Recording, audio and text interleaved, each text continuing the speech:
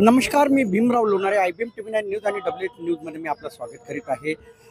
संविधान चौकातलं जे आंदोलन असतं ते आम्ही आपल्या या दोन्ही चॅनलच्या माध्यमातून जनमानसांपर्यंत पोहोचवित असतो।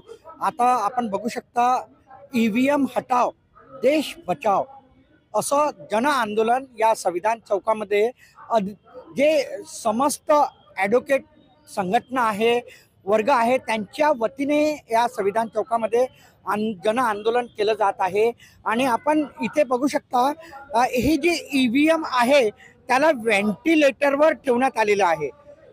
बघा, हे जे EVM आहे त्याची प्रतिकृती जी आहे त्याला व्हेंटिलेटरवर ठेवण्यात आलेलं आहे आणि त्याला सलाईन, हे बघा, त्या EVMला सलाईन सुद्धा लावण्यात आलेलं आहे। हे सलाईन, हे ICU सरकारी अस्पताल म्हणजे सरकारी रुग्णालयामध्ये हे EVMची प्रतिकृती ठेवण्यात आलेली आहे। अशी एक म्हणजे एक प्रतिकृती या संविधान चौकात तयार केलेली आहे ॲडव्होकेट वर्गांनी। त्याला व्हेंटिलेटरवर ठेवण्यात आलेलं आहे। EVM हटाव देश बचाव असे जन आंदोलन या संविधान चौकामध्ये सुरू आहे। ॲडव्होकेट नितीन रोडे सर आमच्यासोबत आहेत आणि पुन्हा अजून संजय पाटील सर आमच्यासोबत आहेत आणि आपण या महिला अधिवक्ता सुद्धा इथे दिसत आहेत। आणि एकूणच EVM हटाव देश बचाव या मागणीसाठी हे जन आंदोलन सुरू आहे। आम्ही नितीन रोडे सरांकडून जाणून घेऊ। सर, काय सांगाल? EVM हटाव देश बचाव असं तुमचं जन आंदोलन सुरू आहे। मी ॲडव्होकेट नितीन कुमार रोडे। आम्ही 22 तारखेपासून EVMच्या विरोधामध्ये मोहीम छेडलेली आहे। 22 तारखेला आम्ही एक बाईक रॅली काढली होती। त्या एक आम्ही कोर्टातून संविधान चौकापर्यंत आम्ही एक पैदल रॅली काढली होती, मुक मोर्चा काढला होता 22 तारखेला। त्यानंतर 26 तारखेला आम्ही एक बाईक रॅली काढली 26 जानेवारीला आणि संबंध नागपूरमध्ये आम्ही बाईक रॅलीने फिरलो आणि लोकांचा चांगला प्रतिसाद आहे। पहिले तर EVM हे का नको आणि बॅलेट पेपर का हवा हा प्रश्न सगळ्यांच्या मनात येतो।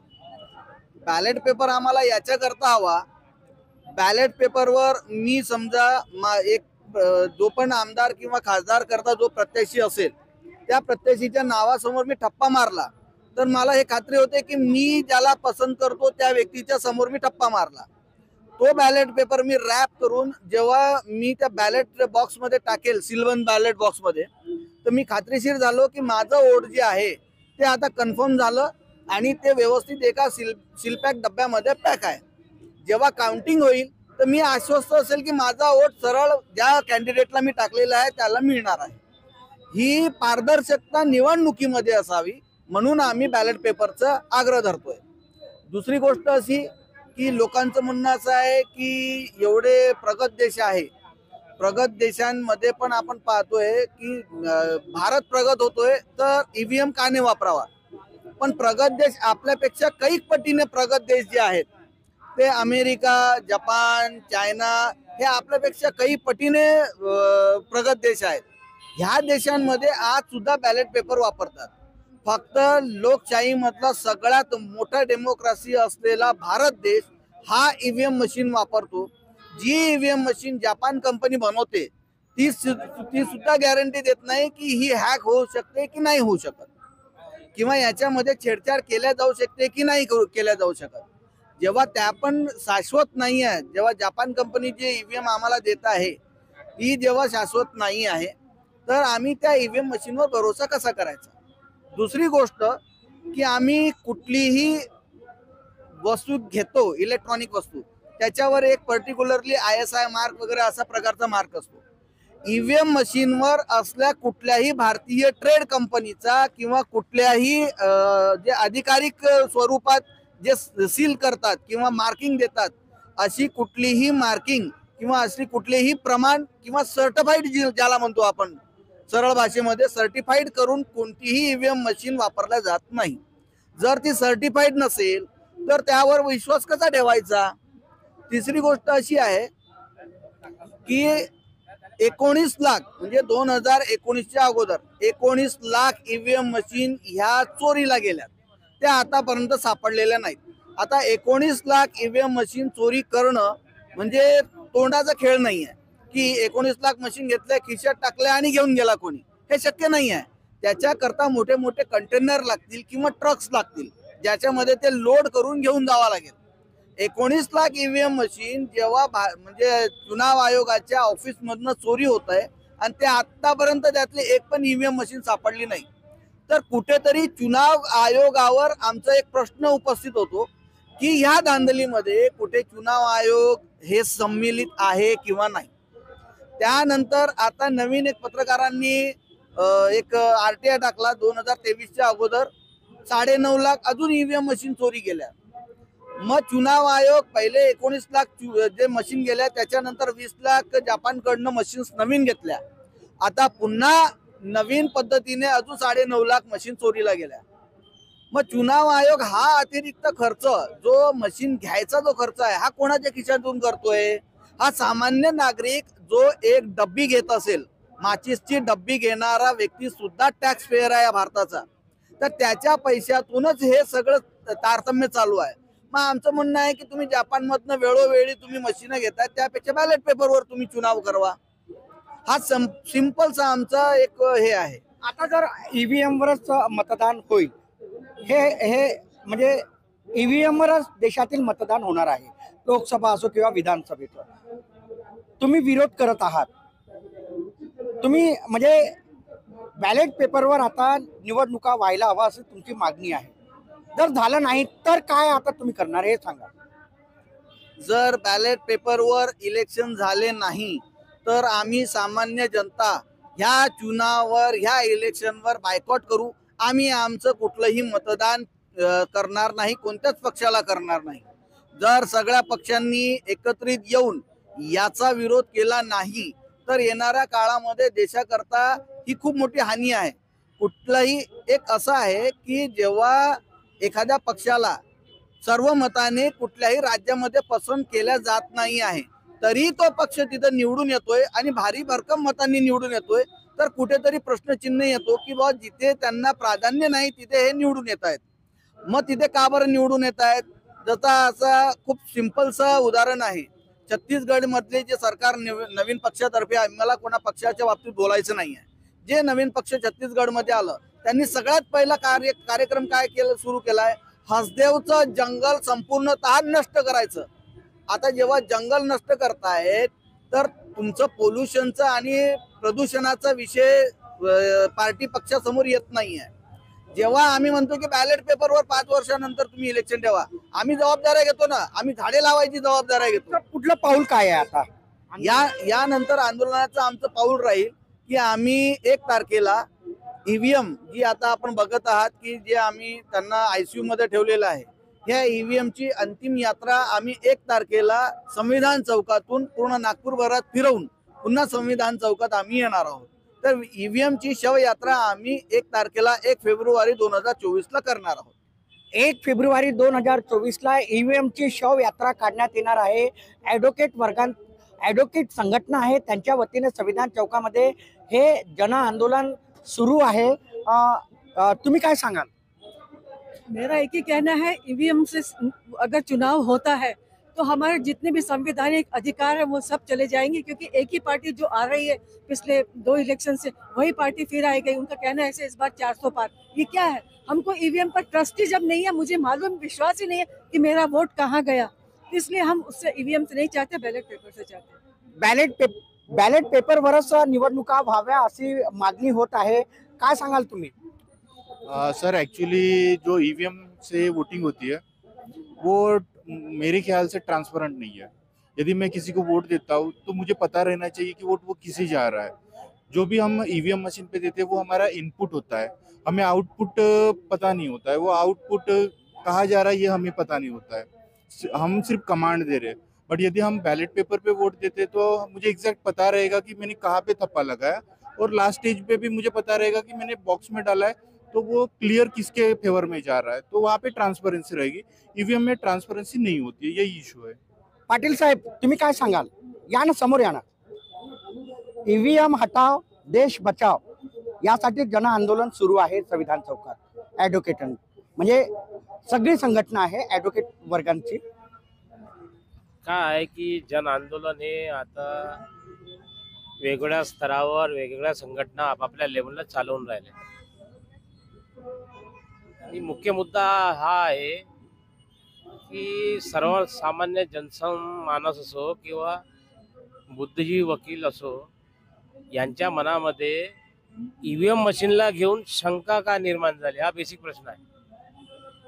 कारण इलेक्ट्रॉनिक वोटिंग मशीन ही पहिल्यांदा या भारत देशामध्ये काँग्रेस पक्षानेच आणलेली आणि या ईव्हीएम मशीन जेव्हा बनत होती बेंगलोरला तत्कालीन प्राईम मिनिस्टर PV नरसिंहरावच्या पोराच्या कंपनीमध्ये पहिले M1 नावाची मशीन बनली. ती पहिले भारताच्या बाहेरून येत होती. तेव्हा त्याची कॉस्ट होती 5,500 रुपये. ती फर्स्ट जनरेशन. मग M2 नावाची मशीन आणली ते सेकंड जनरेशन. त्याच्यानंतर M3 आता थर्ड जनरेशन मशीन सुरू आहे. ती आपल्या काय म्हणतात त्याला ईव्हीएम हटायला हवी की नाही? सांगतो ना काय त्याच्यामध्ये ऐकून घ्या. पहिले ईव्हीएम काय हे तर माहित पडायला पाहिजे ना. लोकांना ईव्हीएम काय हेच माहित नाही. ही आता सध्या बेंगलोरची आपली कंपनी आहे भेल आहे भारत इलेक्ट्रॉनिक याच्या कॉम्बिनेशनने हे सर्व बनवून राहिले. ही आता ही मशीन. आता मुख्य मुद्दा याच्यामध्ये आहे की कोणतीही इलेक्ट्रॉनिक वस्तू जी असते पहिला प्रश्न आहे की ती टेम्पर्ड होऊ शकते की नाही होऊ शकत. आता माझ्याकडे हा मोबाईल आहे बरोबर आहे. हा मोबाईल सुद्धा टेम्पर्ड होऊ शकतो. हा मोबाईल सुद्धा हॅक होऊ शकतो. याच्यामध्ये छोटे छोटे चिप्स आहेत. तर बऱ्याचशा लोकांनी प्रॅक्टिकलने सुद्धा सिद्ध करून दाखवलं बरेचदा की 3 उमेदवार त्यांनी डमी ठेवले आणि त्यांना वोट द्यायला लावलं आणि बघितलं की विशिष्ट उमेदवाराला मतं जात आहेत म्हणून असं लोकांनी सिद्ध पण करून दाखवलं बरेचदा. आणि या गोष्टीला मान्यता सुद्धा दिली चुनाव आयोगने. म्हणून हे सर्व झाल्यानंतर सुप्रीम कोर्टामध्ये काही लोक गेले. त्याच्यानंतर व्हीव्हीपॅटची सिस्टम आणली सुप्रीम कोर्टाने वोटर्स आयडेंटिफिकेशनची. मी वोट द्यायला गेलो बटन दाबली मी ज्याला वोट दिला त्याची ती चुनाव चिन्ह मला थोड्या वेळासाठी दिसलं. मी त्याची फोटो पण काढली होती. शॉर्ट मध्ये सांगा कारण वेळेचा अभाव आहे. शॉर्ट मध्ये सांगतो. तर मुख्य गोष्ट ही आहे याच्यामध्ये की इलेक्ट्रॉनिक वोटिंग मशीनमुळे मतदान एकाला जाते असं लोकांचं म्हणणं आहे बरोबर आहे. आणि या सर्वेमध्ये हे सुद्धा आढळलेलं आहे एका विशिष्ट राजनैतिक पक्षाला याचा फायदा जास्त होत आहे. म्हणून हे निवडणुका ज्या आहेत त्या निष्पक्ष नाहीत. आता ज्या निवडणुका झाल्या त्याच्यामध्ये उत्तर भारतातले जे काही राज्य होते त्याच्यामध्ये एका विशिष्ट पक्षाला मतं मिळाली. पण त्यांनी जर आंध्र प्रदेशमध्ये तेलंगणामध्ये जर तो प्रयोग केला असता तर तो सफल ठरला नसता. कारण त्यांचे वोटर्सच नाही त्याच्यामध्ये. त्यांना 3-3.5-4% वोट मिळते. जर त्यांनी तिथे तो सफल प्रयोग केला असता तर तो प्रयोग लोकांच्या पसंती पडला नसता. तर हा वोटिंग मशीनचा प्रयोग जो केला जातो ना हा जास्त करून नॉर्थ ईस्ट मध्ये केला जातो आपल्या महाराष्ट्रामध्ये केला जातो आणि उत्तर भारतामध्ये जास्त केला जाते. साऊथ मागणी काय आहे की ईव्हीएम हटाव देश बचाव? याला मागणी म्हणण्यापेक्षा आपण मताधिकार म्हणतो. जेव्हा मतदानाचा अधिकार बजावण्याला नागरिका जो 18 वर्षाचा वर आहे त्याची जर विश्वसनीयता ईव्हीएम वर नसेल त्याची जर मागणी असेल की आम्हाला आता बॅलेट पेपर पाहिजेत तर ती मागणी मागणी म्हणता येत नाही. याला अधिकार आहे.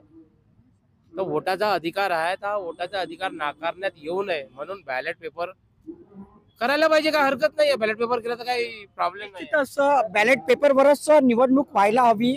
ईव्हीएम वर आता विश्वास देशातील नागरिकांचा मतदात्यांचा विश्वास राहिलेला नाही आहे. काय सांगाल तुम्ही? तुमचं नाव सांगा. माझं नाव ॲडव्होकेट संगीता मेश्राम. ईव्हीएम एक इलेक्ट्रॉनिक डिव्हाइस आहे आणि इथून आपण हे आपल्याला माहितीच आहे की चंद्रयान आपल्यापासनं चंद्रावर गेलेलं आहे आणि ते हजारो शेकडो किलोमीटर दूर असूनही इथूनही आपण त्याला हँडल करू शकतो. त्याचप्रमाणे ईव्हीएम मध्ये चिप असते ती कुठूनही हँडल करता येते. आणि मोठ्या मोठ्या जे विकसित देश आहेत जसं अमेरिका ब्रिटन इथे बॅलेट पेपरनी आजही चुनाव होतं कारण त्यांना इलेक्ट्रिक डिव्हाइसवर विश्वास नाही आहे. तर आमचाही विकसशील देश आहे, त्यामुळे आपल्या देशामध्ये सुद्धा बॅलेट पेपरवरच निवडणूक व्हायला हवी. निश्चितच सर्व जे ॲडव्होकेट संघटना आहे त्यांची एकच मागणी आहे की बॅलेट पेपरवरच निवडणुका व्हायला हव्यात. सर आप भी थोड़ा सामने आ जाइए, आपके भी हम विचार जान लेंगे क्या है ईवीएम के बारे में. काय सांगाल ईव्हीएम संदर्भात तुमचं काय मत आहे? मैं एडवोकेट तरुण परमार और हमारा ये जो ईवीएम हटाओ देश बचाओ आंदोलन आने वाले सभी चुनाव जो भारत के लोकतंत्र के लिए जरूरी है और चुनाव वो लोकतंत्र की आत्मा है, तो लोकतंत्र के चुनाव फ्री फेयर एंड ट्रांसपेरेंट होने चाहिए. इलेक्ट्रॉनिक वोटिंग मशीन से ये फ्री फेयर एंड ट्रांसपेरेंट होना संभव नहीं है. उन्हीं के ही जो पिछले जो चुनाव के रिजल्ट्स आ रहे हैं उसमें छत्तीसगढ़ में एक बसपा का उम्मीदवार था जिसका जो बूथ पर उसके पूरा परिवार रहता था, वो परिवार वहाँ से भी उसको 0 वोट मिलते हैं. वैसे ही क्योंकि ये लोग जब उसको टेम्परिंग करने की मतलब जो उसका सॉफ्टवेयर जो सेट करते हैं, तो सॉफ्टवेयर सेट करने वालों को ये मालूम नहीं होता कि एटलीस्ट यहाँ पर इस तरह से सेट करे. तो जो इसी वजह से ईवीएम से चुनाव फ्री फेयर एंड ट्रांसपेरेंट मुमकिन नहीं है. कोई भी व्यक्ति कोई भी जनोपयोग के काम किए बिना अब की बार 400 पार जो बोल रहे हैं उसके पीछे पूरी की तरह से ईवीएम मैनिपुलेशन का ही उनका इरादा है. और जब भारत की 90% आबादी मतपत्र से चुनाव मांग रही है, तो सिर्फ और सिर्फ चुनाव आयोग को लोगों को गुमराह करने की क्या ज़रूरत है कि वो अभी घर घर तक जाकर लोगों को ईवीएम मशीन बताकर कोशिश कर रही है कि चुनाव ईवीएम से फ्री एंड फेयर है. जबकि कुछ लोग मांग रहे हैं कि हमें 50 ईवीएम मशीन दीजिए, हम उसको मैनिपुलेट करके बता सकते हैं, तब वो नहीं दे रही है. और आज गांव-गांव में जाकर जो ईवीएम के बारे में कैंपेनिंग शुरू कर रही है. तो चुनाव आयोग का काम है सिर्फ कॉन्स्टिट्यूशन के हिसाब से फ्री फेयर एंड ट्रांसपेरेंट चुनाव कराना. जबकि यहाँ पर ऐसा लग रहा है कि चुनाव आयोग भी किसी एक पार्टी के साथ मिला है और उसको सिर्फ वो पार्टी का चुनाव में जिताना उनका मकसद है. तो और ये इससे भी प्रूव हो चुका है कि जब सुप्रीम कोर्ट ने चुनाव आयुक्त की सिलेक्शन के अंदर 3 लोग prime minister, leader of opposition और चीफ जस्टिस ऑफ इंडिया ऐसा निर्णय दिया, तो उसी निर्णय को रातों रात पलट दिया गया और चीफ जस्टिस ऑफ इंडिया को हटा दिया गया और उसकी जगह पर उनका एक कैबिनेट मिनिस्टर बनाया गया. या मतलब कि वो जो भी चाहेंगे वही चुनाव आयुक्त बनेगा. और पर्टिकुलरली अरुण गोयल को जब चुनाव आयुक्त बनाया तो कोई भी तरह की जो प्रोसीजर है वो फॉलो नहीं की गई. वीआरएस उसका सेम डे होकर 24 आवर्स में उसका अपॉइंटमेंट होता है और जिस समय सुप्रीम कोर्ट में इसके बारे में पीआईएल पेंडिंग थी उसी समय उसका अपॉइंटमेंट होता है. तो ये सब चीज़ें बिल्कुल संदेह नहीं, पूरा विश्वास है कि चुनाव आयोग अपनी जो कॉन्स्टिट्यूशनल रिस्पॉन्सिबिलिटी है उसको छोड़कर काम कर रहा है. और इस निश्चित मी तुम्हाला सांगेल की ईव्हीएमच्या विरोधामध्ये संपूर्ण देशामध्ये आता जन आंदोलन पेटलेलं आहे. कारण आता देशातील जे मतदाता आहेत त्यांना आता ईव्हीएमवर विश्वास राहिलेला नाही. कारण निवडणुका ह्या लोकशाही मार्गाने होतात आणि लोकशाही मार्गाने ज्यावेळी निवडणुका होतात तर त्यामध्ये पारदर्शकता असणं गरजेचे असते. म्हणून ईव्हीएमवर मतदान न घेता आता निवडणूक आयोगाने बॅलेट पेपरवर निवडणुका घ्यावे या मागणीसाठी संविधान चौकामध्ये वकील संघटनेच्या वतीने हे जन आंदोलन केलं जात आहे. आणि त्यांची एकच मागणी आहे की ईव्हीएम हटाव देश बचाव संविधान बचाव अशा त्यांचा तो नारा आहे आणि ईव्हीएम वर आता देशातील संपूर्ण जनतेचा विश्वास आता उठलेला आहे. बॅलेट पेपरवरच आता निवडणुका व्हायला हवा अशी मागणी संपूर्ण देशातून होत आहे. तर आपण बघत राहा IBM TV9 news WH news. आमच्या चॅनलला लाईक करा, सबस्क्राईब करा, आयकॉन बेल बटन दाबण्यात विसरू नका. धन्यवाद. नमस्कार.